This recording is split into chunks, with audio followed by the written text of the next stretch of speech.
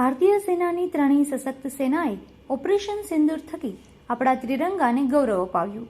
એ ગૌરવને વધાવવા વેરાવળ, પાટણ અને સોમનાથમાં રહેતા દરેક નાગરિકો, સમાજ અને સામાજિક સંસ્થાઓ દ્વારા સંયુક્ત રીતે તારીખ 17/5/2025ને શનિવારના રોજ સાંજે 5 કલાકે ટાવર ચોકથી તિરંગા યાત્રાનું આયોજન કરવામાં આવ્યું હતું।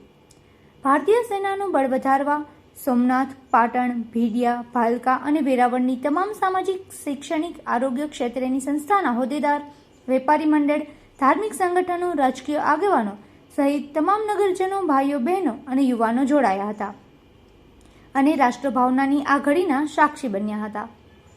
આ તિરંગા યાત્રા વેરાવળના ટાવર ચોકથી મોટી શાક માર્કેટ ચોક, ગાંધી ચોક, સુભાષ રોડ, સ્વામિનારાયણ મંદિર, 4 ચોક, રામ ભરોસા ચોક, ટાવર ચોકના રસ્તા પરથી નીકળી હતી। સમાપન સમયે તિરંગા યાત્રામાં જોડાવા બદલ સર્વેનો આભાર માનવામાં આવ્યો હતો। ભારત વિકાસ પરિષદ વતી હું સંજય કારિયા આપ સૌનું અભિવાદન કરું છું।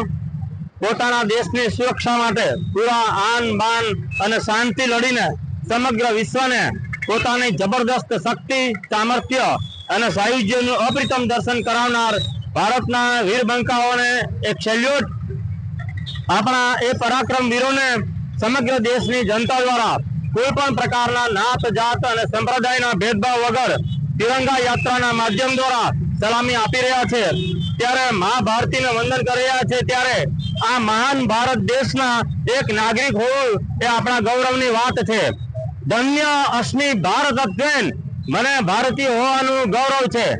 વંદે માતરમ, ભારત માતા કી જય।